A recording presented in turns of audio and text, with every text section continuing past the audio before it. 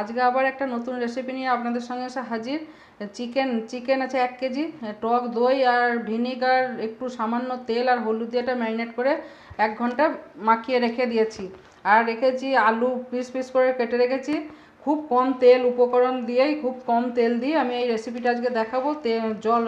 আলুটাকে আমি ভালো করে ধুয়ে রেখে দিয়েছি। এদিকে টমেটো কুচিয়ে রেখেছি, পেঁয়াজ রসুন রেখেছি, এদিকে আদা বাটা, তেজপাতা, গোটা ধনে আর গোটা জিরে রেখে দিয়েছি।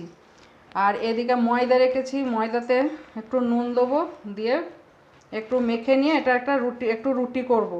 এই দিয়ে আজকে কিন্তু রেসিপি তৈরি হবে। এবার মশলাটা স্পেশালভাবে করব, সেই মশলাটাও আপনাদের সঙ্গে শেয়ার করব।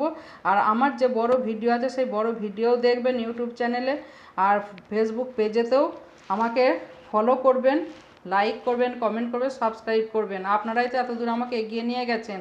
সাথে থাকুন, পাশে থাকুন, সঙ্গে থাকুন।